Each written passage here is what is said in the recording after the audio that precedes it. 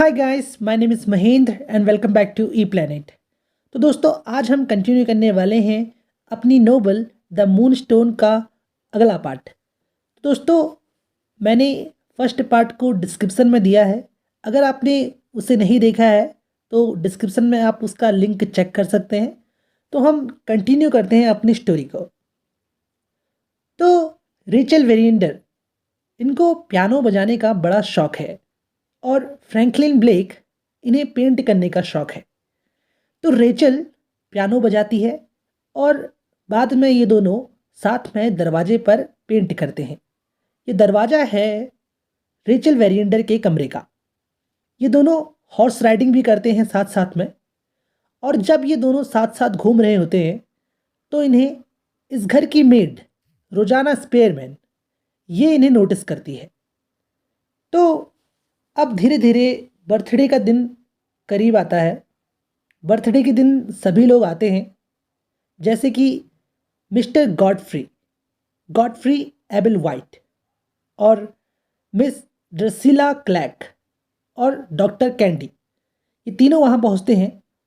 उस रात काफ़ी बारिश हो रही थी। तो अब बर्थडे में फ्रैंकलिन ब्लेक रेचल को मूनस्टोन देते हैं और फिर इंडियन जगलर्स अपना परफॉर्मेंस करते हैं। उसके बाद सब कुछ बढ़िया चल रहा होता है, सब कुछ ठीक था। लेकिन ये जो डॉक्टर है, डॉक्टर कैंडी, इन्हें एक डाउट है।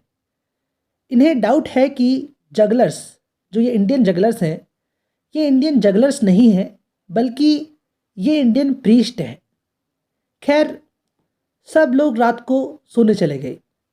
बस ये ड्रेसिला क्लैक और डॉक्टर कैंडी, ये लोग वापस चले गए। अगली सुबह इनके परिवार की एक सर्वेंट चिल्लाते हुए आती है कि डायमंड चोरी हो गया है।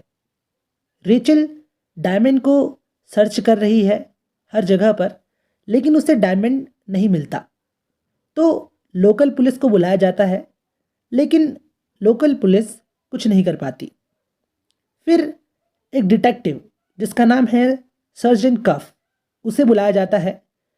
तो कफ इस परिवार के हर एक इंसान की डिटेल मांगता है और आते ही वह दरवाजे को ध्यान से देखता है, जो कि रेचल के रूम का था और उस पर फ्रैंकलिन और रेचल, इन दोनों ने साथ साथ पेंट किया था। लेकिन अब इस पेंट का थोड़ा सा जो पार्ट था वो गायब था। शायद यह चोर के कपड़े पर लग गया था, क्योंकि पिछली रात यह पेंट सही था। तो ये पहला पॉइंट तो समझ में आता है कि चोरी रात को 12 बजे से 3 बजे के बीच में हुई है, क्योंकि तब तक उससे पहले ये पेंट बिल्कुल सही था। अब मिस्टर कफ, इन्हें पता चला कि रोज़ाना, जो इस घर की मेड है, वह पहले लेडी वेरिएंडर के घर में काम करने से पहले एक चोर थी।